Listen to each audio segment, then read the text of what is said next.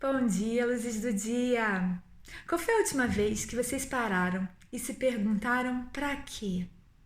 Para que eu tô indo numa determinada direção? Para que eu tô nesse movimento?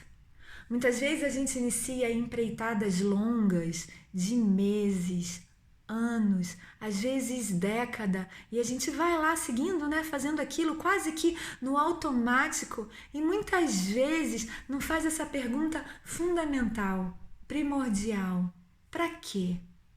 Com que sentido? Com que intenção? Com que propósito? Veja bem, não é nem o que nem porquê. Essas perguntas a gente fala o tempo inteiro e o cérebro normalmente tem respostas quase que prontas.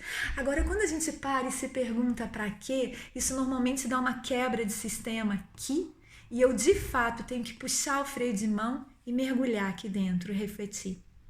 Ontem eu conversava com uma amiga e ela se dizia exausta em função dessa rotina da pandemia. Ela dizia: Ana, eu acordo e vou dormir arrumando a casa. Eu lavo a roupa, eu lavo louça, eu cozinho.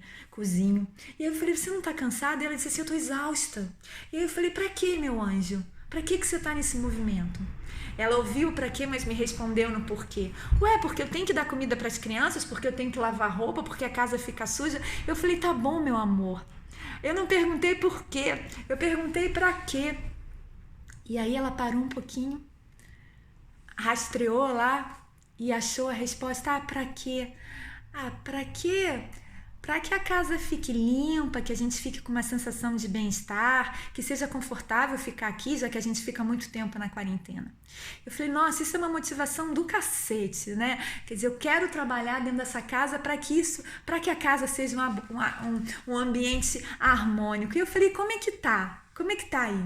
E ela disse: tá um inferno. Eu brigo com as crianças estão estressadas, eu fico enchendo o saco, tô me sentindo frustrada, né?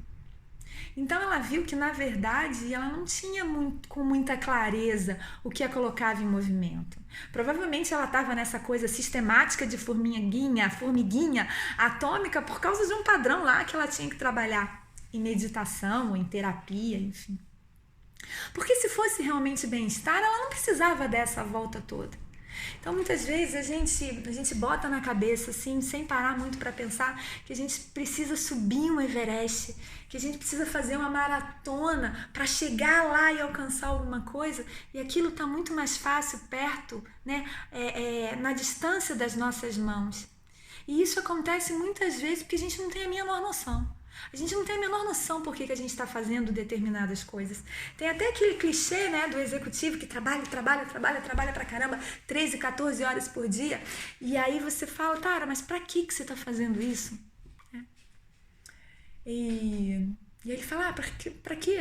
Sei lá, porque eu quero tempo, eu quero ter tempo, então eu trabalho muito para lá no futuro eu ter tempo. Falei: mas o tempo tá aqui, ó, o tempo tá aqui, ó, tá o tempo. Por que você não dá uma organizada na tua agenda, uma vez por semana, sai mais cedo, pega teu filho no trabalho?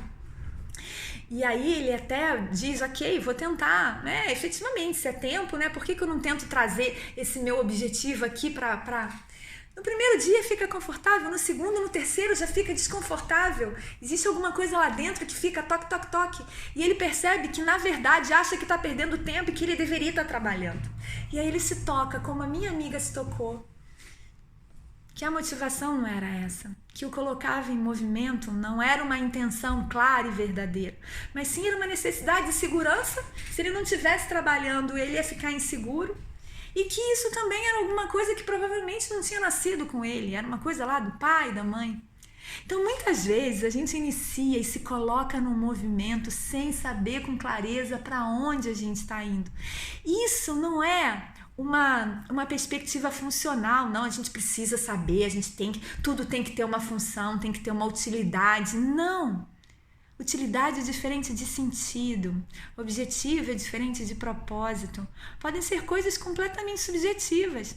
O que me faz me colocar em movimento é ser cada vez mais livre, é cada vez ter mais leveza no meu dia a dia, é cada vez mais poder expressar o amor, é cada vez mais trocar experiências e aprendizado com as pessoas.